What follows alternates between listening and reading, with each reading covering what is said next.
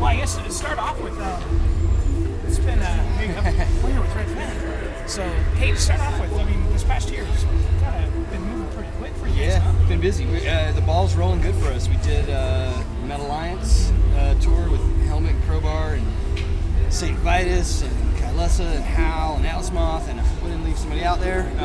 7 bands total. I probably did leave somebody out. And then after that, we had a little bit of time off, and then we did a headlining tour in the U.S. for 3 weeks in May. Then we came home. We had 2 days off, and we went to Europe for 3 weeks, and that was rad. It was with a band from Switzerland called The Ocean, a band from the U.S. called Intronauts, and a band from Berlin called Earthship, and that was really cool. And then we went to Canada, did the Sled Island Festival, and then we were back home for 10 days, and then we started Mayhem Fest. So yeah, we've been busy. It's the most touring we've done kind of consecutively, and that's ever actually for us. Yeah, which is great though. How long have you guys been together? As Red Fang, 6 years. Before that, 3 of us, me and Brian, the other guitar player, and the drummer, were in a band called Party Time. And before that, me and Brian played in his other band, Last of the Juanitas, and I also played with John, the drummer, way back a long time ago in North Carolina, a band called Mercury Bird. So me and John have been playing together for maybe coming up on 20 years almost. We've been playing together for a long time, and then but Red Fang's about 6 years. Yeah. And how long ago did you guys sign to Relapse? Relapse, that was just earlier this year, I believe. Yeah, I want to say January this year. It might have been, yeah, January, February, I think. And then his record came out in April. Maybe we were actually signed to Relapse a little bit before that, but basically about a year, or not even a year yet, actually. And we signed a 3-record thing with them, so we've given them our first one, and seems to be doing great. And we after Mayhem Fest, we're gonna go home or have a couple months off and try to write some new stuff, and then hopefully go back to Europe. That's our plan. Nothing confirmed yet, but hopefully go back to Europe. But yeah, it's awesome to be on Relapse because they're all over the world. They've been putting out awesome music for a long, long time. And now some of the dudes from Relapse live in Portland. They used to be mostly headquartered in Philadelphia. Right? Yeah, we all live in Portland now. And so it's nice. Like the one of the dudes, Matt, who runs the label or whatever, opened a pizza place there, Sizzle Pie. They have these stickers that say "Death to Faults Pizza." So, and all their pizzas are like named after metal bands or have some metal connection to the. Where's that? Is that downtown? It's right on Burnside, Burnside and I don't know, 15th-ish. I'm not exactly sure. It's near the B-side. Nice. So now we got something else to visit in Portland. But yeah, go to Sizzle Pie. It's really good pizza. That's awesome. And I suppose you guys get free pizza anytime you guys pop in? Actually, we just did yesterday. John went there and was like, "Hey man, can maybe we get a free pizza?" And this friend of ours, Don, who works there, he's like, "Oh, maybe 2," and then he brought us 4. So yeah, so they're really nice to us. So what's the Red Fang preferred toppings? I like all kinds of stuff. John loves anything with jalapenos on it. He's a spice monitor. He loves hot and spicy.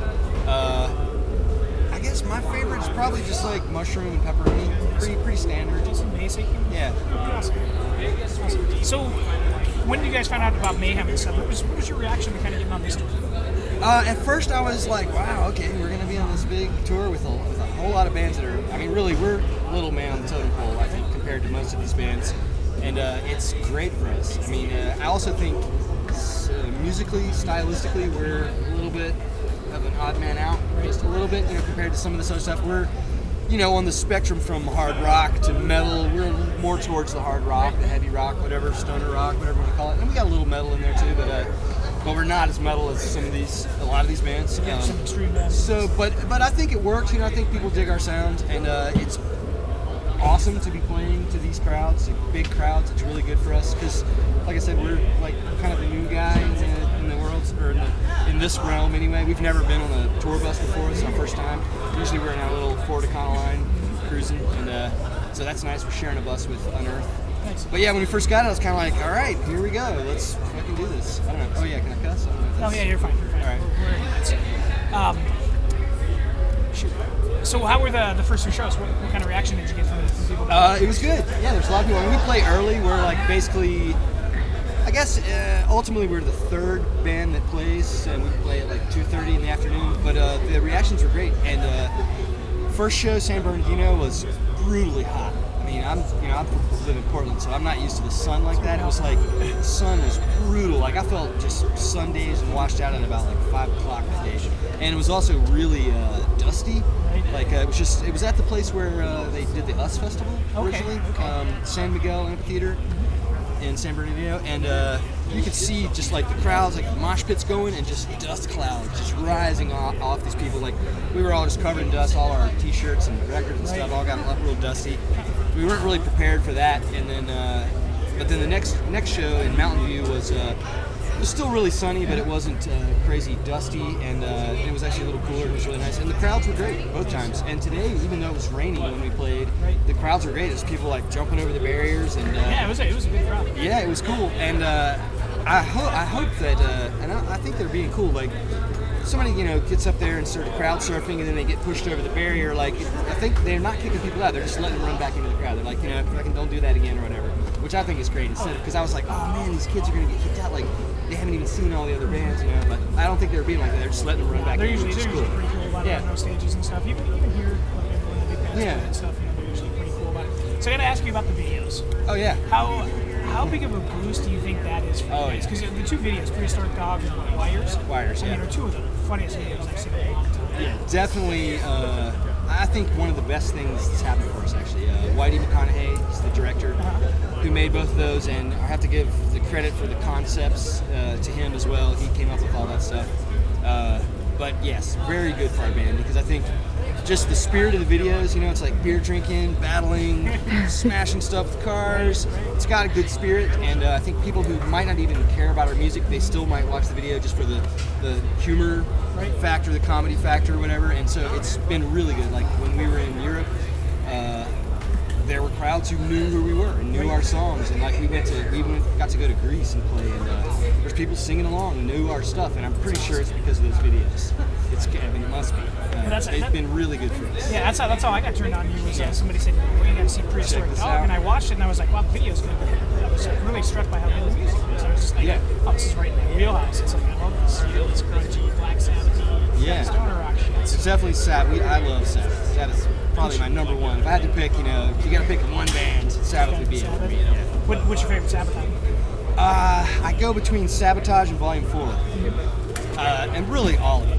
I like all Sabbath, and even Ozzy's solo. Like, when I was like in high school, whatever, Blizzard of Oz and Diary of a Madman. Those are amazing albums. They're great. So yeah, I love Sabbath. Favorite Sabbath. I guess I'll say Volume 4 right now. Mine's Never Say Die. Kind of like the disco Sabbath. Yeah. That's getting with the. That's like that's kind of the end of it's the end of Ozzy, I guess. But and to be honest, Coke was starting to take over a little bit. Yeah. But yeah, I love them. And I actually just got to see Ozzy for the first time at Hellfest in France. Oh, no way. We got to play Hellfest, which was awesome. We got to see Judas Priest and Ozzy. And so I can finally check them off my list. And they were great. And even though, Ozzy's, it's way past the Black Sabbath era, but he was great. He was fucking awesome. Yeah, he was awesome. He was fucking spraying the crowd with a huge water hose. And yeah, they played a lot of great songs, even some Sabbath songs and some of the solo stuff. It was really good. I heard his new guitarist is amazing. Yeah, I don't even know the dude's name, and I was expecting. I didn't realize that Zach Wild had split from that, but his new guitarist is amazing. He's really good. You know his name? Gus G. Gus G. Okay, yeah. I guess the next in the long line of badass guitar players since Randy Rhoads. Exactly. Just tons of them. Jake and A's always one of my favorite. Oh yeah. That was my high school years, Park at the Moon, Ultimate Sin. Yeah. I really dug them. So was there anybody on Mayhem that you were just like, when you got it, that you were like, oh, I can really wait to see these guys? Well, Megadeth, for sure, which I haven't had a chance to see them yet, because the first show in San Bernardino was with Testament and Death Clock instead. Megadeth wasn't on that, and then yesterday I didn't get to see them, so hopefully I'll get to see them. Yeah, it's Megadeth for sure.